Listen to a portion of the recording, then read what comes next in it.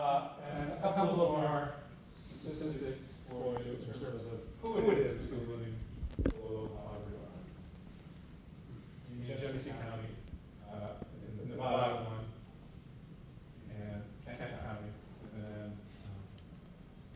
Mississippi. Now, this is really interesting work. This is being done by a guy named Raj Chetty, who for, to me, inexplicable reasons, left Harvard to go to Stanford. I don't know why you do that.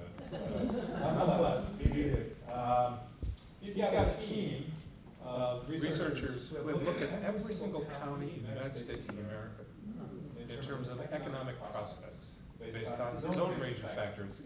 This is a more probably significant update of what Mills was about than what we have done so far.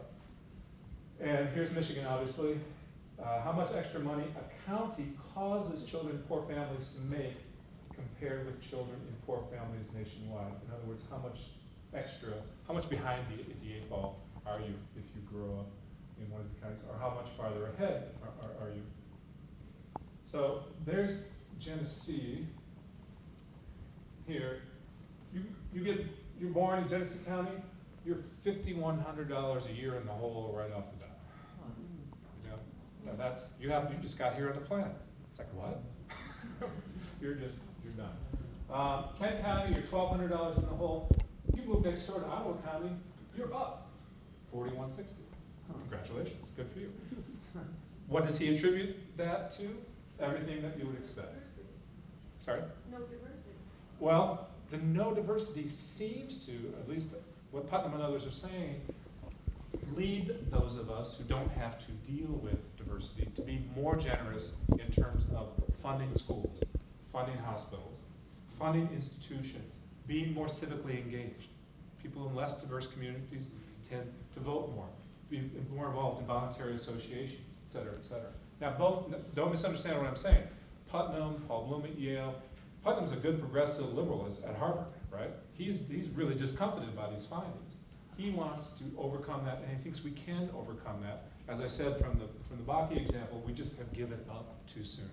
And Chetty is following up on that work because the practical application of this, and he's, not to get politics too much in this, but he has been in to talk to Hillary Clinton a couple of times, said, well, we can either just keep, as we've tried in the past, throwing lots and lots of money into these places and see what happens. Or we can start a different kind of social engineering program, and they've done this in a handful of places. Here's $5,000 to move from here to here. Just move. Whether it's a private foundation or in parts of around Chicago, the government's gotten involved in this a little bit. Just get out. And whether you do it by a lottery, or you put your name on a list or whatever it turns out to be. Look, we all know the services, the schools, the communities are better here on just about any reasonable measure. Leave, get out. Whether that's a long-term sustainable solution, a lot of good things to be said about Kent County. I live in Kent County. I'm not leaving, but I live in a part of Kent County that looks an awful lot like Ottawa County. So what do we do? And this is going to be writ large, I think, for Grand Rapids because you've got this growing minority population. They are behind the eight ball, as you see from all the statistics. How do you want to begin to incorporate those folks into our shared prosperity? The violent crime rate in Flint started to dip to a level what was similar to Grand Rapids, has spiked recently, as you see. Genesee County, on a daily basis, the jails are 109% full. Kent County, we're about 75%. And I'll give you yet another guess as to who makes up the majority of occupants. Number of female single-parent households, and then single-parent households with income below the poverty line. Again, this is part of what Putnam is talking about, and while it's much higher in Flint than it is in Grand Rapids, as the analysis of Minneapolis and Detroit show, as the ethnic and racial mix changes here, whoops, I want to go back. Sorry. What do those of us, or those who have control over powerful institutions, do to make sure that people are not being left behind?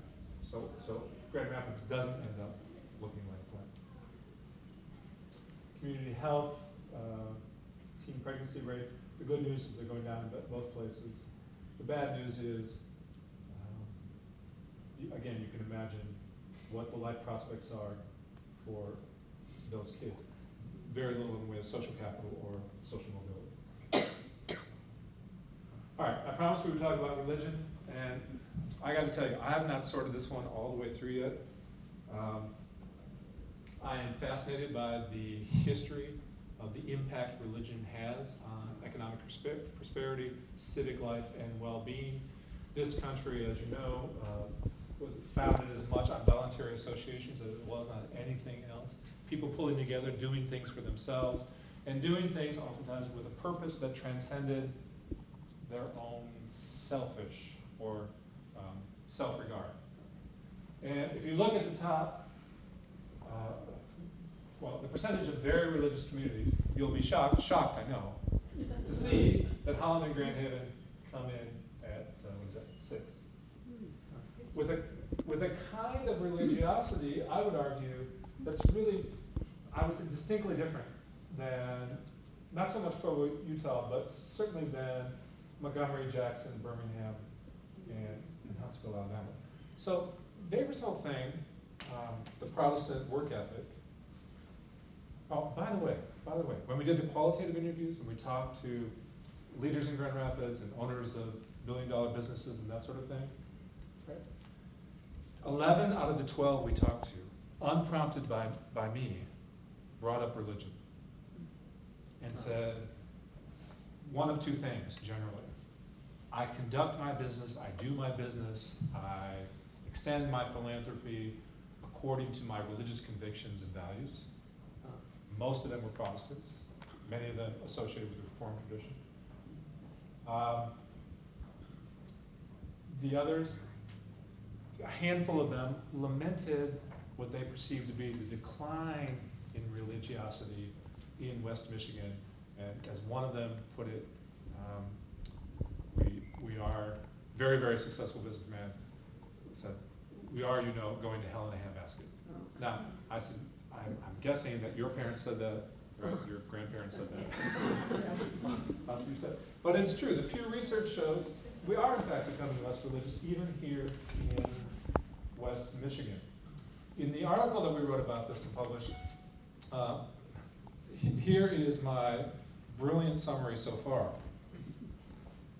Am I so good? Can you hear me? Mm-hmm. Yeah. Okay. The evidence suggests conservatives and fair-minded liberals are right to point out there's a connection between religion and social capital. Religious traditions are one source of social capital, an important, though sometimes ambiguous one given temptations to exclusivity. The Dutch Reformed Church has a tremendous social capital. The ways or extent to which it's been extended to everybody in West Michigan is up for debate. We interviewed James Bratt, the historian, Dutch Calvinist historian at Calvin. And he said, at one point, after the Dutch essentially kicked Frank Mackay out of office in 1950, cleaned up the mess, and started building their own institutions, schools, and healthcare, et cetera. They essentially said, we're going to leave the west side of the river to the Poles and Germans, and the Catholics, and we'll go over there occasionally to have a good time, but for the most part, we're just going to stay on the east side and actually make money and make the place a decent place to live.